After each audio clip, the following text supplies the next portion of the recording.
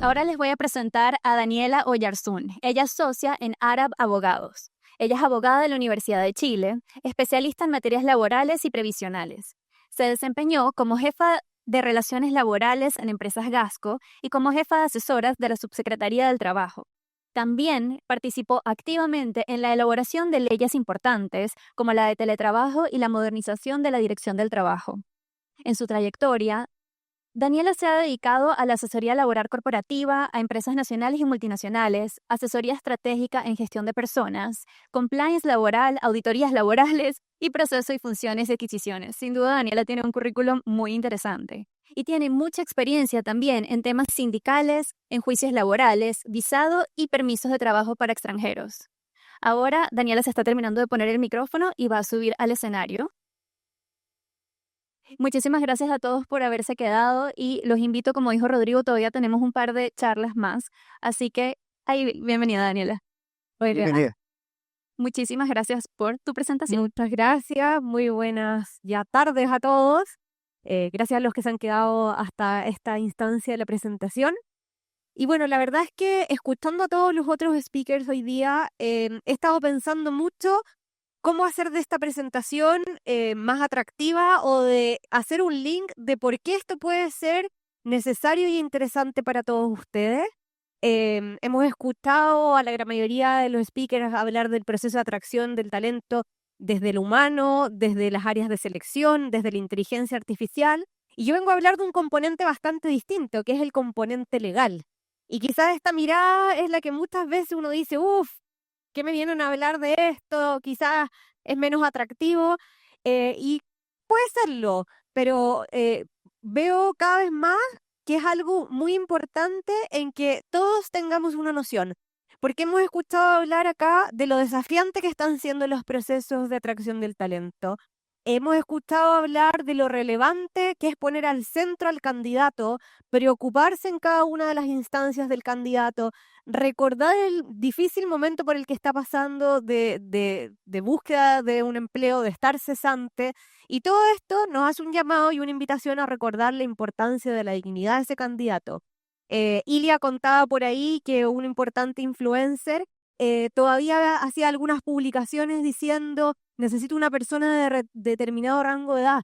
Y bueno, si alguien así de importante y involucrado en este rubro todavía tiene esas dudas, ¿qué queda para el resto? También dijimos, acá mandan a quienes están a cargo de los procesos de selección, pero esto es un proceso de todos. Las entrevistas no las hacen solamente ustedes, los errores no es solamente de quien está a cargo del proceso, sino que en toda la cadena puede aparecer un alguien que no tenga el conocimiento y todavía incurra en estos errores, que no es una mejor práctica. El si yo busco a alguien de una determinada edad, el si yo pregunto cuáles son los planes de familia, no es una mejor o peor práctica. Estamos en un problema legal de estar haciendo preguntas que no corresponden. Y dijimos también que el proceso de selección marca un sello propio de la empresa, que puede hacer que después estén hablando, diciendo, oye, es que yo fui una de las grandes compañías y todavía me preguntaron si pensaba tener hijos. Bueno, entonces por eso dije, este tema sí sigue siendo importante para ustedes. Y es entonces la mirada legal del proceso de selección y cómo generar una contratación con confianza. Y recordemos que aquí parte, pero sigue una relación laboral en que va a dejar esa huella de cómo me trataron desde el inicio del proceso. ¿Qué podemos decir entonces de este marco legal en el proceso de contratación? ¿Está regulado? ¿Tiene una normativa? ¿Está claro cómo debo regir yo el proceso de atracción de talento desde lo legal? Y probablemente muchos de ustedes ya saben y se han encontrado con que no. No es que yo hable el código del trabajo y me vaya a decir qué es lo que puedo y lo que no puedo hacer en un proceso de atracción del talento.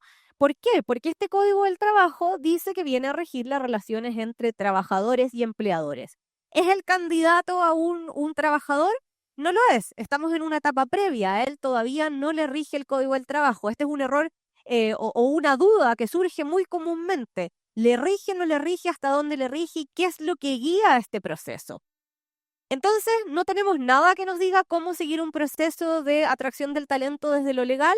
No, no es así. Existe un marco general que regula estos procesos. Tenemos la Constitución de Chile, que como ustedes saben tiene una serie, un catálogo de garantías y derechos que aplican a todas las personas, nos regula la libertad de trabajo y que regula también la prohibición de cualquier discriminación que no sea en base a la capacidad o a la idoneidad personal. Entonces tenemos un marco que nos raya la cancha. Tenemos también la ley Zamudio, que habla sobre la no discriminación, y el Código del Trabajo regula una serie de lineamientos en materia de discriminación. El Código del Trabajo prohíbe los actos de discriminación, señale cuáles son estos actos a modo ejemplar de discriminación y los hace extensivos a las ofertas de trabajo. O sea, sí tenemos un lineamiento claro en la norma, a lo menos sobre lo que es la oferta de trabajo. Y cuando no tenemos una norma, siempre que tenemos que irnos a lo general, que es el Código Civil, el Código de Comercio, nos regula la buena fe, nos regula ciertas tratativas preliminares. ¿Qué pasa cuando hay una oferta de trabajo? Y por ahí alguien decía, yo no me puedo equivocar en quién selecciono. Claro, cuando hago una oferta de trabajo, luego no me puedo muchas veces arrepentir. ¿Qué son estos actos de discriminación? Son distinciones, exclusiones, preferencias basadas en una serie de motivos que la norma, la ley, el Código del Trabajo nos dice a modo ejemplar. No es ese listado y solamente eso, sino que pueden haber otros. Pueden ser actos de discriminación, por ejemplo, cuando hago exclusiones, hago distinciones, preferencias en base al sexo, a la edad, a la maternidad, al género, a temas políticos, a la situación religiosa, a la apariencia personal, a la existencia o inexistencia de enfermedades, entre muchas otras. No son discriminaciones si es que estas exclusiones o preferencias se basan en la calificación requerida para el ejercicio de un determinado cargo. Y ahí es muy importante el que realmente sea algo que yo requiero, que sean competencias propias de un determinado cargo, no que ponga exigencias que en los hechos para ese determinado cargo o posición son un deseable, pero no un necesario. La discriminación en las ofertas de trabajo, ¿qué es? Es cuando en el proceso de ofertas, cuando hago una oferta por cualquier medio, ya sea a través de una publicación en una red social, muy antiguo quizás en un diario, circula una oferta por un grupo de WhatsApp, sea que lo haga como empleador directo o a través de un tercero. Hoy día muchos de estos procesos se hacen a través de los hunting. Y alguien podría decir, bueno, como yo quiero preguntar todo esto y no lo puedo preguntar, entonces hagámoslo a través de una consultora. ¿Cambia? No, no cambia. Esto, el marco es el mismo. Si yo en una oferta de trabajo pongo cualquiera de los puntos que antes había señalado, como por ejemplo edad, sexo, identidad de género, ausencia de enfermedades, eso puede llevar a que una oferta sea discriminatoria. ¿Qué ha dicho la Dirección del Trabajo en cuanto a exigencias incorporadas en las ofertas de trabajo que son discriminatorias? Que se acrediten los antecedentes penales o comerciales. Este es un punto que a nosotros nos preguntan a diario. ¿Puedo pedir los antecedentes penales? ¿Puedo pedir los antecedentes comerciales? ¿Puedo buscar a esta persona? Eso sería discriminatorio. La Dirección del Trabajo ha dicho que no corresponde hacer esta búsqueda, salvo en aquellos casos en que efectivamente tengan a su cargo el manejo de dineros, tengan la representación de la empresa, tengan poderes generales de administración. Yo puedo pedirle, por ejemplo, a un gerente de finanzas o un candidato a un gerente a gerencia de finanzas estos antecedentes. Podría, pero puedo pedírselo a quien va a ser, por ejemplo, alguien del área comercial que no tiene ninguna incidencia en el manejo de dineros. Eso podría estimarse discriminatorio. Eh, por ejemplo, podría pedirle antecedentes penales a alguien que está postulando un cargo que va a trabajar con niños o con adultos mayores, porque en función del cargo cobra relevancia conocer estos antecedentes. Otro elemento que ha sido considerado como discriminatorio es la apariencia física y buena presencia. Eh, Hace un rato ya que no me toca, pero cuando estaba en el ministerio circulaba habitualmente por el centro y muchas veces en los negocios del centro había un cartelito pegado afuera que decía, se necesita señorita de buena presencia. Eso es completamente discriminatorio. Eso es una oferta de trabajo que no pasa el filtro. Ausencia de enfermedades o de una condición determinada, que yo condicione la contratación a que no haya ninguna enfermedad, o que sea una persona, por ejemplo, que no tiene nada que ver con el cargo, que tenga una altura determinada. Nunca puedo en ocasiones. A ver, el tema de las enfermedades, para lo único que se justificaría es que si por la naturaleza del cargo hay alguna incompatibilidad. Por ejemplo, si yo estoy contratando a alguien para que vaya a trabajar en una faena minera a cierta altura y tiene una enfermedad que impide el trabajo en altura. Ahí hay una justificación razonable que es la seguridad y salud de ese posible trabajador. Fotografías en los currículum. Eso es algo que ya la DT considera discriminatorio y que ahora, como saben, hay un proyecto de ley que habla de la transparencia de las remuneraciones y los currículum ciegos que vamos a ver más adelante. Nacionalidad determinada. Me ha tocado ver avisos que dicen se busca vendedora, solamente puede ser chilena. Eso hoy día es considerado discriminatorio. Hay algunos casos en que la nacionalidad cobre relevancia. Diría que el único punto es que, como sabrán, las empresas deben tener contratado un máximo de un 15% de su nómina de extranjeros. Eventualmente ahí uno podría decir, no puedo contratar más extranjeros, pero no es que pueda pedir una nacionalidad determinada. Edad mínima o máxima. Ya no me recuerdo quién de los expositores anteriores decía, o no, fue la misma Ilia que contaba de este influencer que decía que estaban buscando un cargo de hasta 35 años de edad, que ya ahí bien complejo limitarlo tanto, pero quizás antes se veía más los avisos de se busca vendedor con máximo 60 años. Eso es discriminatorio. Un sexo determinado, un estado civil determinado, o un nivel de experiencia en la medida que no sea una exigencia determinante para el cargo. Por ejemplo, en mi caso como abogado, yo podría hacer que esté buscando un abogado senior que tenga una determinada experiencia, lo mismo en una auditora, en que por las funciones que tendrá a cargo se requiere aquello. Pero, por ejemplo, pensemos en el carrero de un supermercado, que lo que hace es mover los carros. ¿Tiene realmente algún sentido pedirle estudios técnicos, por ejemplo? Ahí no hay una razón justificada necesariamente para pedir cierto nivel de experiencia y eso podría llevarlo a ser discriminatorio. Se me quedó pegado el puntero ahí. Exigencia de cartera de clientes, que a un vendedor se le exija venir con una cartera de clientes o, por ejemplo, exigencia de herramientas de trabajo. Me acuerdo que cuando todavía había más avisos en el diario, a veces salía, se necesita vendedor que venga con su propia cartera de clientes. Esto se usaba en algunas AFP, áreas de salud, por ahí habían este tipo de solicitudes.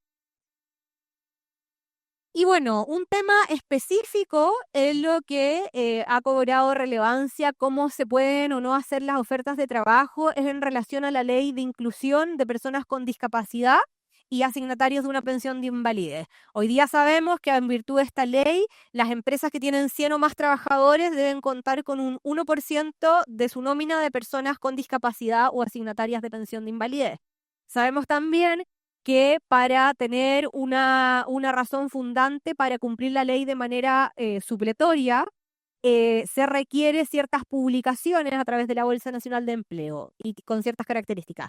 ¿Puedo establecer entonces una oferta de trabajo que diga es un requisito excluyente que la persona tenga una discapacidad o sea asignataria de pensión de invalidez? La Dirección del Trabajo nos ha dicho que no. Distinto es decir que la publicación se hace, la búsqueda es en el marco de la ley de inclusión laboral. Muchas veces lo que se hace ahora es que se le pone alguna gráfica asociada a la ley de inclusión. También podemos decir que está la discriminación indirecta. Por una parte está la discriminación directa, que es cuando vamos específicamente a alguno de estos actos discriminatorios que les decía antes, discriminación por sexo, por edad, por nacionalidad, por género.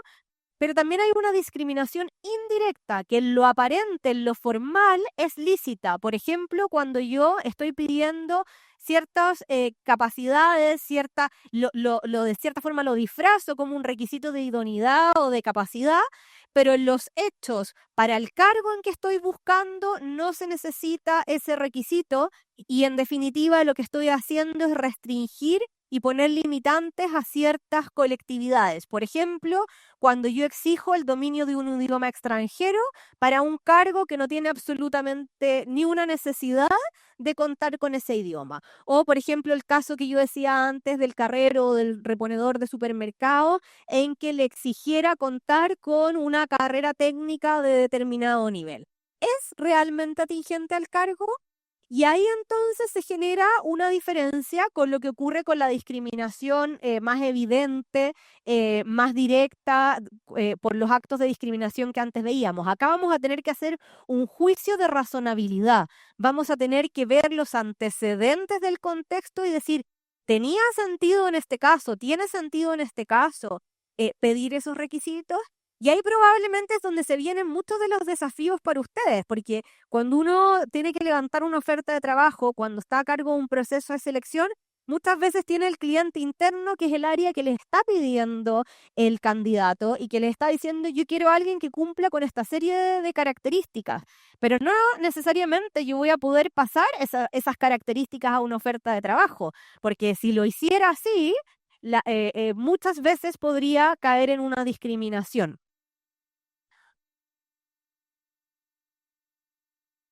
Y nuevamente, ahí sí. ¿Tiene un rol la dirección del trabajo en este contexto?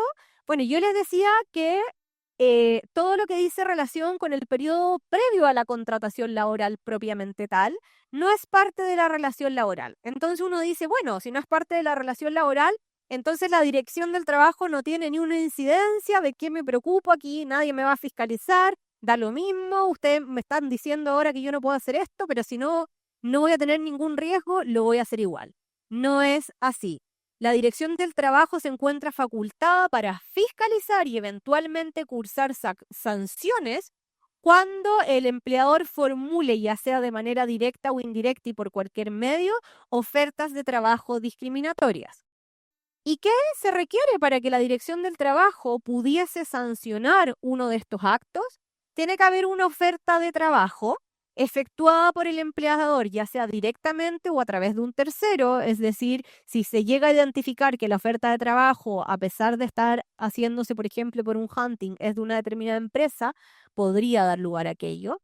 Que la oferta se realice por cualquier medio, gráfico, visual, escrito, un aviso por WhatsApp incluso, y que esta oferta señale como requisitos para acceder al puesto de trabajo alguna de las condiciones o calidades que antes dijimos que eran actos discriminatorios. La oferta de trabajo se restringe a una determinada edad, a un determinado sexo, a una determinada experiencia cuando sea un cargo que no lo requiera. En esos casos, quien está participando de este proceso podría dar inicio a un reclamo que se fiscalice y que se llegue a la conclusión de que es discriminatorio. ¿Y a qué se exponen las empresas? Se exponen, vámonos a lo duro, porque también, o sea, la exposición puede ser mucho mayor. Creo que una gran exposición es un tema reputacional, sobre todo las grandes empresas, compañías que tienen una marca posicionada. O sea, esto hoy en esta época puede tener un gran daño reputacional. Hoy día estos temas son de gran relevancia en el contexto de la ley Karin. Todo lo que tiene que ver con la dignidad de la persona cada día cobra más relevancia, pero no solo eso, también pueden haber multas por parte de la Dirección del Trabajo. ¿Y cuál va a ser la multa? Como todas las multas en materias reguladas en el Código Laboral, dependen del tamaño de la empresa, esto es del número de trabajadores, y pueden ir entre las 30 y las 60 UTM. Por regla general, a los que sus empresas le han cursado multas sabrán que habitualmente las multas se cursan por lo máximo del rango. ¿Y cuál sería el hecho que se revisa si es que hay una discriminación en la oferta de trabajo? Un punto relevante que viene a reforzar todo lo que hoy día no tiene tanta regulación y que en definitiva intenta incorporar a la normativa laboral una mayor regulación del proceso de atracción del talento, es el proyecto de ley sobre transparencia en las remuneraciones en las ofertas de empleo, el boletín 15.163. Este proyecto de ley se comenzó a tramitar el año pasado en el Congreso, ingresó por la Cámara de Diputados. A la fecha no ha tenido mayor movimiento, fue aprobado por la Cámara de Diputados con ciertos cambios, llegó al Senado a comienzos de este año y desde ahí no ha tenido mayores movimientos. ¿Qué nos dice este proyecto de ley? En las ofertas de trabajo se debe identificar siempre la empresa que está haciendo la oferta y la remuneración ofrecida. Esto es muy relevante cuando se hace la oferta a través de terceros, especialmente a través de los hunters. Habitualmente dicen, empresa del rubro del retail requiere vendedor para su área comercial y no dice cuál es la empresa. Eso, si es que este proyecto de ley se aprueba, ya no sería posible. También se tiene que señalar la remuneración ofrecida. Tengo que decir un número exacto. Si tengo una excepción, si es que el cargo puede ser ejercido por personas con diversas competencias, calificaciones, habilidades, se puede poner un rango. Hay muchos cargos, por ejemplo, que pueden ser ejercidos por distintas profesiones o que podría ser tomado por una persona que tenga mucha experiencia o poca experiencia y voy a querer moverme en un rango. ¿Se puede? Sí, se puede, pero en la oferta también tengo que publicar ese rango. Lo que estoy buscando es que el candidato tenga toda la información sobre la mesa y de cierta forma buscar un equilibrio en cómo nos enfrentamos a este proceso de atracción del talento, porque evidentemente lo habitual es que el candidato no tiene prácticamente nada de información y va a participar muchas veces muy a ciegas y ni siquiera puede prepararse adecuadamente. Esto es algo súper común. Ya no se va a poder, si es que se aprueba esta ley, preguntar al candidato sus pretensiones de renta. Muchas veces, y sobre todo cuando hay rango, uno quiere decir, ¿dónde posiciono a este candidato? Bueno, eso lo va a tener que evaluar objetivamente el empleador una vez que tenga toda la información del candidato, pero no le va a poder preguntar sus pretensiones. Y una duda muy legítima es, bueno, ¿y qué pasa si todo esto se incumple? ¿Voy a poder irme al procedimiento de vulneración de derechos fundamentales, de tutela laboral? Me imagino que a muchos de ustedes les ha tocado lidiar con este proceso. Hoy día suele suceder que cuando hay un reclamo de un trabajador ya vigente una relación laboral, cuando hay un despido, muchas veces hoy día no solamente uno se enfrenta al riesgo de una demanda por despido injustificado, sino de vulneración de derechos fundamentales. Ya es como un check que se le pone hoy día a todas las demandas. ¿Puede entonces el no cumplir en una oferta de trabajo con los requisitos, con no ser discriminatorio, llevarme a ese proceso de tutela? Este proyecto de ley dice que no, lo deja fuera porque todavía no estamos en la relación laboral. Entonces voy a tener que acudir a otros procedimientos, un recurso de protección, seguir regirme por la ley Samudio, quizás una indemnización de perjuicios del ámbito civil, pero no voy a poder ir a la tutela laboral. Otro punto que establece este proyecto es la obligación de considerar criterios de promoción de la objetividad y el anonimato en los procesos de selección y de contratación. Esto apunta un poco a lo del currículum ciego, que ojalá yo pueda tener todos los currículums encima de la mesa y elegir por quien realmente tenga la mayor capacidad e idoneidad sin yo saber quién es, si es un hombre, una mujer, de a dónde viene, cuáles son sus características con nombre y apellido, para darle la mayor objetividad al proceso. Se prohíbe también, en virtud de este proyecto, al empleador requerir a los postulantes fotografías o registros de imagen. Antes había cargos en que incluso casi que había que presentar un libro de fotografías. Identificar los establecimientos de educación básica y media, basta los establecimientos de educación superior, porque en definitiva cuando se pedían los de educación básica y media, muchas veces no apuntan a ver la cualificación o las competencias, sino que va a ver un tema socioeconómico. Características relacionadas con el origen socioeconómico y domicilio o comuna. Basta señalar la región. Todos estos últimos requisitos lo que buscan es no hacer distinciones en función del origen socioeconómico. La idea es irnos al objetivo. Y finalmente se establece que cuando las ofertas de trabajo no respeten, si es que se aprueba este proyecto, estas características, van a poder dar lugar a multas, a sanciones por parte de la autoridad laboral y se van a regir por las normas del Código del Trabajo. Y un punto relevante que nos toca a nosotros que nos hagan muchas preguntas. ¿Es la carta de oferta vinculante? ¿Alguno de ustedes se ha visto enfrentado a decir, ofrecí un beneficio en la carta de oferta y después no lo puse en el contrato? ¿Qué hago? O hice una oferta de trabajo y después me arrepentí porque, por ejemplo, el trabajador al que iba a ser reemplazado desistió de su renuncia. ¿Le ha tocado a alguien verse en una situación de ese tipo, de decir, ¿cómo lo manejo? Es una pregunta muy frecuente. Y estos son un poco los casos que a nosotros nos ha tocado ver.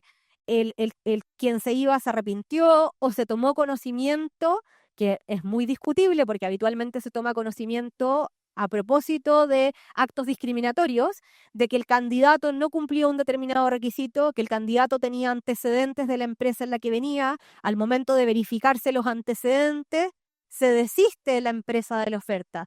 Y entonces, ¿qué hago en ese momento? ¿Voy a poder retractarme de esta oferta? Bueno, de partida, decir que la carta de oferta, si bien es una muy buena práctica y una práctica habitual de mercado y da seriedad y supone tratar con mayor dignidad y respeto al candidato, en los hechos no tiene ninguna validez. Una vez que comienza la relación laboral, lo que rige es el contrato de trabajo. Y entonces ahí es muy importante que cuando se haga el contrato se tenga la carta al lado y uno se preocupe de que todo lo que se negoció previo a la firma del contrato quede reflejado en él.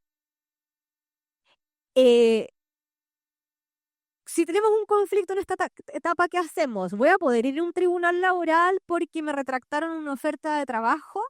¿A quién le discuto? ¿Cómo lo hago? ¿Qué puedo conseguir?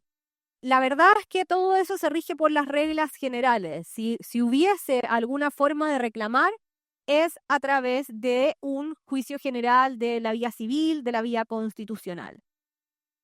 ¿Puede haber un retracto que genera? Todo esto se basa por las normas comerciales en que se le da un valor a las ofertas según cómo haya sido hecha la oferta y en qué momento nos encontramos. Por ejemplo, si yo hago una oferta de trabajo que en definitiva tiene todos los elementos, todos los requisitos mínimos de un contrato de trabajo y el candidato me acepta la oferta dentro del plazo que le establecí para hacerlo, se podría establecer que se generó una relación y que si ese candidato sufre algún perjuicio, se le debe indemnizar.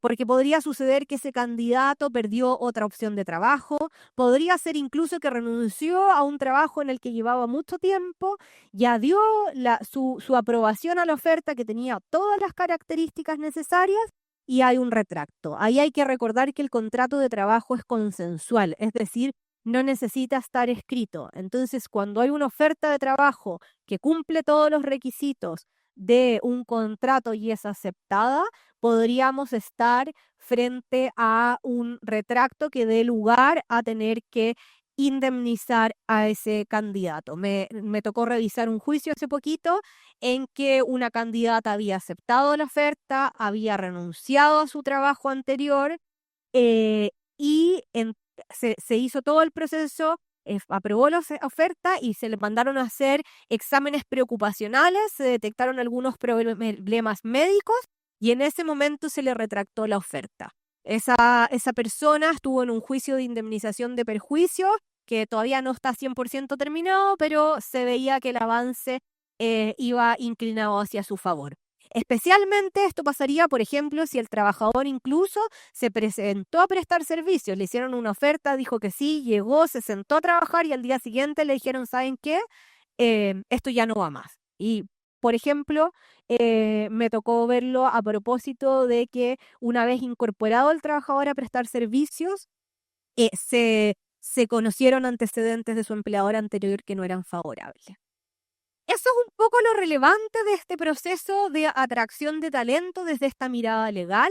Es un proceso que no está regulado, es un proceso que tiene gran relevancia, que hay que por mucho que no tenga una regulación específica, sí tiene estos lineamientos generales. Es importante estar atentos a no incurrir en actos de discriminación en recordar la importancia de la dignidad de ese candidato y en regirnos por estas nociones generales que hemos visto, especialmente en el momento de hacer la oferta de trabajo y de cómo vamos a manejar una oferta que ya está sobre la mesa.